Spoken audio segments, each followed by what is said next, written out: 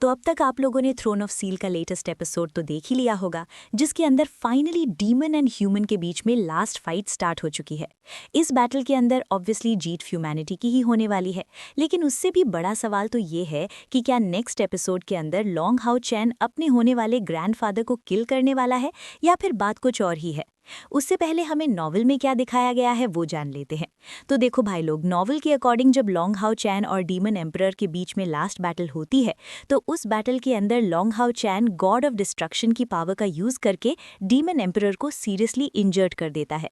और उसके बाद long how chain demon emperor को निपटाने वाला ही होता है, लेकिन लास्ट मोमेंट पर लॉन्ग हाउ चैन की मदद उसे डीमन एम्परर को किल करने से रोक देती है, जहां पर लॉन्ग हाउ चैन को पहली बार डीमन एम्परर और अपने रिलेशनशिप के बारे में भी पता चलता है कि डीमन एम्परर उसका ग्रैंडफादर है।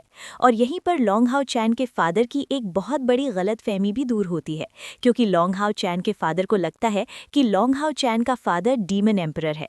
और ये गलतफहमी लॉन्ग हाउ चैन के फादर को इसलिए होती है क्योंकि उसे अपनी वाइफ और डीमन एम्परर के रिलेशनशिप के बारे में पता ही नहीं था कि उसकी वाइफ डीमन एम्परर की बेटी है। और यहीं पर डीमन एम्परर को उसकी वाइफ यानी लॉन्ग हाउ चैन की ग्रैंड मदर के बारे में भी पता चलता है कि इसके जाने के बाद उसकी वाइफ को क्या क्या स्ट्रगल झेलना पड़ा था। और लिटरली भाई लोग, डीमन एम्परर अपनी वाइफ के बारे में जानकर रोने लगता है। और पूरे थ्रोन ऑफ सील के अंदर हमें अब तक जो कैरेक्टर डोमिनेट करते हुए दिखाया गया था, उसकी आंखों में अभी के लिए आंसू रुक ही नहीं रहे होते हैं।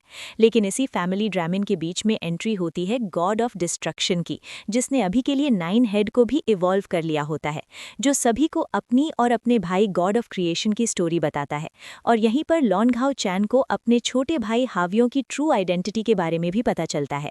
और अभी के लिए गॉड ऑफ डिस्ट्रक्शन के इरादे बिल्कुल भी सही नहीं होते हैं, क्योंकि वो लॉन्ग हाउ चैन को छोड़कर सब कुछ डिस्ट्रॉय कर देना चाहता था, और अभी के लिए उसे रोकने वाला भी कोई नहीं था। और यहाँ तक कि demon emperor God of destruction को रोकने के लिए सभी डेमन पिलर्स को यूज करके एक किलिंग फॉर्मेशन को क्रिएट करता है, जहाँ पर demon emperor God on off destruction को इस किलिंग फॉर्मेशन में ट्रैप भी कर देता है। लेकिन ये killing formation God on off destruction की नज़रों में कोई खास पावरफुल नहीं थी, वो इसे बड़ी आसानी से डिस्ट्रॉय कर सकता था। लेकिन यहीं पर लॉन्ग हाउ चैन को गॉड ऑफ डिस्ट्रक्शन के बारे में पता चलता है कि गॉड ऑफ डिस्ट्रक्शन यानी 9 हेड ने हावियो यानी बाकी 8 हेड्स को सप्रेस कर रखा है। एक तरह से गॉड ऑफ डिस्ट्रक्शन के 8 हेड के अंदर एक अलग ही कॉन्शियसनेस आ चुकी है, जिनके अंदर कोई भी 9 हेड की तरह बदला लेने की भावना नहीं है। और जब हावियो को पता चलता है कि गॉड ऑफ डिस्ट्रक्शन उसके बड़े भाई लॉन्ग हाउ चैन को किल करने वाला है, तो हावियो गॉड ऑफ डिस्ट्रक्शन यानी अपनी बॉडी को ही डिस्ट्रॉय कर देता है। और ये ब्लास्ट इतना ज़्यादा खतरनाक होता है कि इसकी वजह से सारे बचे कुचे डेमन पिलर्स डिस्ट्रॉय हो जाते हैं। और इसके बाद डीमन एम्परर अपने आप को किल करके अपने वाइफ को ढूंढने के लिए चला जाता है। तो ये थी नॉवल बेस्ड स्टोरी जो अभी तक आप लोगों ने देखी है। लेकिन अभी के लिए स्टूडियो ने स्टोरी को कुछ हद तक तोड़ मरोड़ दिया है, इसलिए अभी के लिए डीमन एम्परर को अपनी वाइफ के बारे में पहले ही पता चल चुका है, और वो एक ट्रू गॉड भी बन चुका है।